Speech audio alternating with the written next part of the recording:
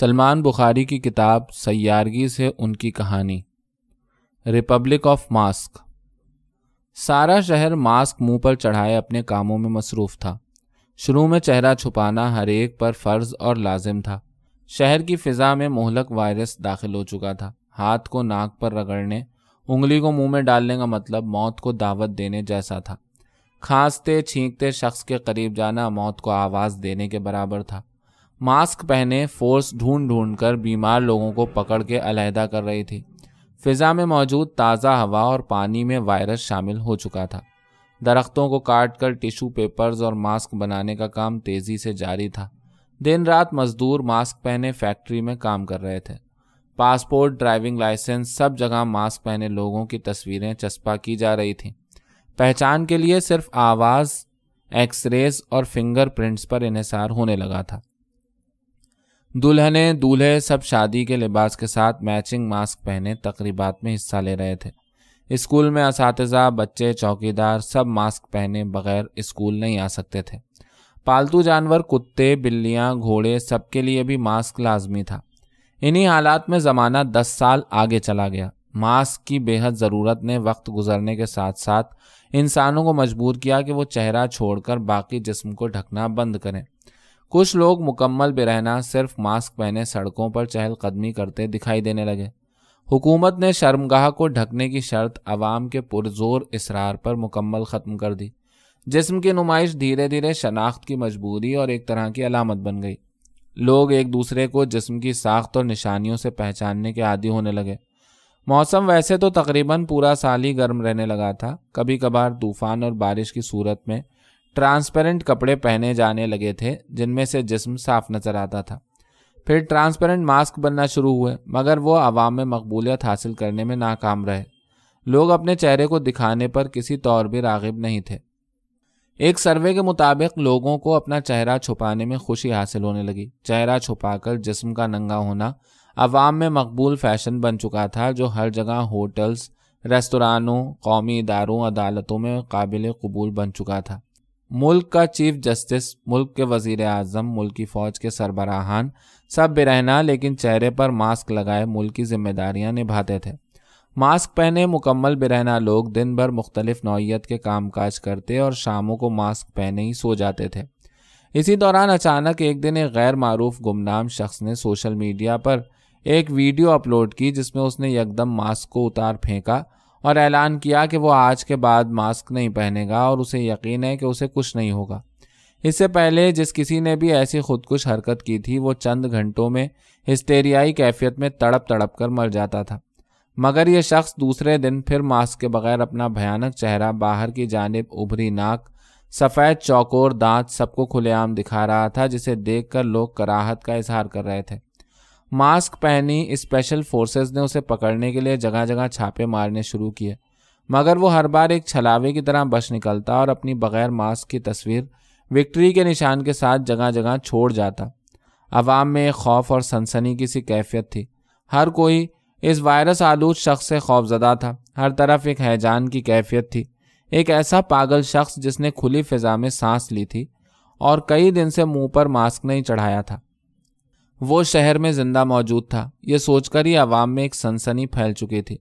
ہر کوئی اسے ایک بڑی آفت کے طور پر دیکھ رہا تھا۔ کوئی اسے شیطان اور کوئی خلائی مخلوق سمجھ رہا تھا، مگر وہ سوشل میڈیا پر ویڈیوز پوسٹ کر رہا تھا کہ یہ سب بکواس ہے، ماسک کو اتار پھینکیں اور بیماری کو مل کر شکست دیں۔ لوگوں نے سالہ سال سے بغیر ماسک کے کسی شخص کو گفتگو کرتے نہیں سنا تھا۔ بچے، بڑے، بوڑھے، عورتیں اس شخص کے خد و خال، ناک، منہ، دانت، چہرہ دیکھ کر ڈرنے لگے۔ بہت سے لوگوں کو خواب میں ماسک کے بغیر انسان نظر آتے اور وہ ہڑبڑا کر پسینے کے ساتھ اٹھ جاتے۔ سب کی نیندیں حرام کرنے والا بغیر ماسک کا ایک انسان راتوں میں سڑکوں پر دندناتا پھر رہا تھا۔ پولیس بھی اس پاگل سے خوفزدہ تھی۔ اس ہراس کو ختم کرنے کے لیے ملک کا صدر بغیر لباس کے آج ماسک پہنے قوم سے خطاب کر رہا تھا اور سب کو تلقین کر رہا تھا کہ اس پاگل کی باتوں پر دھیان نہ دیں۔ یہ شخص آج کل میں مر جائے گا۔ خبردار کوئی بھی اپنا ماسک نہ اتارے ورنہ اس کی موت یقینی ہے۔ شہر میں شدید خوف و ہراس پھیل چکا تھا۔ ماسک پہنے برہنہ نیوز کاسٹرز اس پاگل شخص پر پروگرامز کر رہی تھیں۔ ایک ننگ دھڑنگ معزز مہمان نے جو سائیکیٹرسٹ تھے بتایا کہ یہ شخص شدید قسم کے ذہنی عارضے کا شکار معلوم ہوتا ہے اور پاگل پن کی تمام حدیں پار کر چکا ہے۔ اس کی حرکتوں سے صاف ظاہر ہے کہ وائرس نے اس کے ذہن کو شدید متاثر کیا ہے۔ ڈاکٹر آوتو مکا نے عوام کو متنبہ کیا کہ اگر کوئی بھی اس شخص کو دیکھے تو فوراً ہیلپ لائن سے رابطہ کرے اور قطعاً اس کے قریب نہ جائے اور نہ ہی اس سے بات کرنے کی کوشش کرے۔ یہ پاگل شخص جو اپنا نام لاموس بتاتا تھا 30-35 کے سن کا تھا، مگر عوام میں کچھ گنتی کے تشکیک پسند لوگ چمگوئیاں کر رہے تھے کہ یہ اتنے دن سے زندہ کیسے ہے۔ لاونی جو ایک آزاد خیال ذہین رپورٹر تھی، اسے لاموس کی بات چیت میں کہیں سچائی دکھائی دی۔ اس نے سوچا کیوں نہ وہ لاموس سے ملے، اس کا انٹرویو کرے کہ یہ شخص واقعی پاگل اور وائرس آلود ہے یا کچھ اور۔ اس نے مختلف اوقات میں شہر کی سڑکوں پر لاموس کو کھوجنے کی ٹھانی۔ اس نے لاموس کے کچھ اشتہاروں پر جو وہ رات کے اندھیرے میں چھپ کر شہر کی مصروف سڑکوں کے ارد گرد لگاتا تھا، ان پہ نوٹ چھوڑا کہ وہ اس سے ملنا چاہتی ہے اور اپنا پتہ لکھا۔ آخر 3 دن بعد اس کی تلاش رنگ لائی اور لاموس اس پتے پر پہنچا اور لاونی سے ملا۔ لاونی بہت ڈری اور سہمی ہوئی ماسک پہنے برہنہ کھڑی تھی۔ لاموس ایک پرانی جینز پر کالی ٹی شرٹ پہنے اس کے سامنے بالکل نارمل کھڑا تھا۔ لاونی نے اسے کہا کہ تم نے ماسک نہیں پہنا اور یہ بےہودہ کپڑے پہن رکھے ہیں، تمہیں شرم نہیں آتی؟ یہ کیا پاگل پن ہے لاموس؟ لاموس مسکرا دیا اور اچانک پھرتی سے اس نے لاونی کا ماسک ایک جھٹکے میں اتار پھینکا۔ لاونی اس اچانک حرکت کے لیے بالکل تیار نہیں تھی۔ اسے دمے کی طرح کا نفسیاتی اٹیک ہوا اور وہ تڑپنے لگی اور اپنی گردن کو دونوں ہاتھوں سے ہسٹیریائی انداز میں دبانے لگی۔ لاموس نے اس کے ہاتھ زبردستی اس کی گردن سے ہٹایا اور اسے اپنے منہ سے سانس دینے لگا۔ لاونی آہستہ آہستہ نارمل ہوتی چلی گئی۔ لاموس نے اسے کہا گھبراؤ نہیں، تمہیں کچھ نہیں ہوا ہے، مجھے کوئی وائرس نہیں لگا اور نہ ہی تم مرو گی، تم نہیں مر سکتی، سوائے اس کے کہ جیسے تم خوف سے خود کو مار رہی تھیں گلا دبا کر، پلیز اپنے آپ کو نارمل کرو۔ لاموس نے ایک چادر لاونی کے ارد گرد لپیٹ دی اور اس سے کہا کہ وہ خوفزدہ نہ ہو۔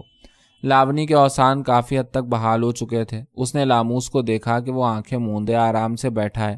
لاونی نے فوراً اپنا ماسک چڑھایا اور اٹھنے لگی۔ لاموس کی آنکھ کھلی اور اس نے اسے بیٹھنے کا اشارہ کیا۔ لاموس نے اسے بتایا کہ وہ 7 گھنٹے سے ماسک کے بغیر یہاں ہے، اسے کچھ نہیں ہوا اور اسے ماسک اتارے 17 دن سے زیادہ ہو چکے ہیں۔ اس نے لاونی کو سمجھایا کہ وہ بلا وجہ خوفزدہ ہو رہی ہے۔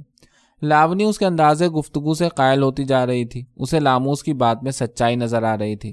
لاونی نے لاموس کو کہا کہ وہ اس حقیقت کو دنیا کو بتانے میں لاموس کا ساتھ ضرور دے گی۔ لاونی نے لاموس کو ایک مقبول ٹی وی پروگرام میں جو لائیو ٹیلی کاسٹ ہوتا تھا لے جانے کا منصوبہ تیار کیا۔ منصوبے کے مطابق لاونی اسے کسی طرح لائیو پروگرام میں پہنچائے گی جہاں وہ دونوں عملے کو یرغمال بنا کر سچائی دنیا کے سامنے رکھیں گے۔ لاونی اور لاموس ماسک پہنے پروگرام کے ہال میں داخل ہو چکے تھے۔ دونوں نے کچھ ہی دیر میں پروگرام کا کنٹرول اپنے ہاتھ میں کر لیا اور سب کے سامنے ماسک اتار کر اسٹیج پر کپڑے پہن کر بیٹھ گئے۔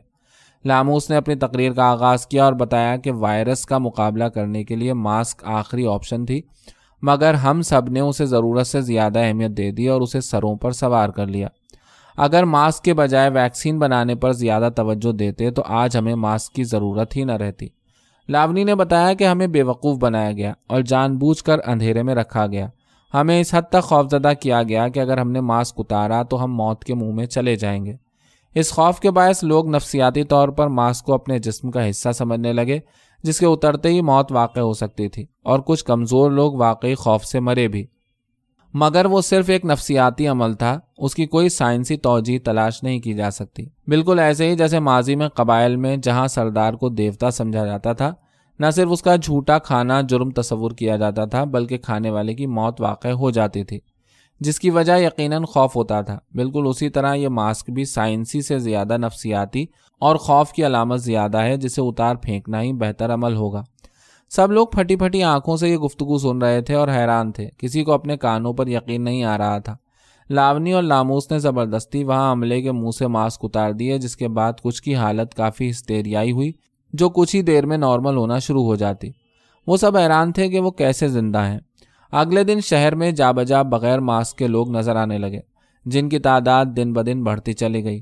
آج اس واقعے کو 5 سال گزر گئے۔ لاونی اور لاموس رشتہ ازدواج میں منسلک ہو چکے تھے۔ ان کے 2 بچے تھے۔ آج ماسک ریپبلک کا نیا صدر بغیر ماسک اور سوٹ ٹائی پہنے اپنی حلف برداری کی تقریر کر رہا تھا اور عوام کھلی فضا میں پارکوں میں جشن منا رہے تھے۔ خطرناک وائرس کی ویکسین 4 سال پہلے تیار کی جا چکی تھی۔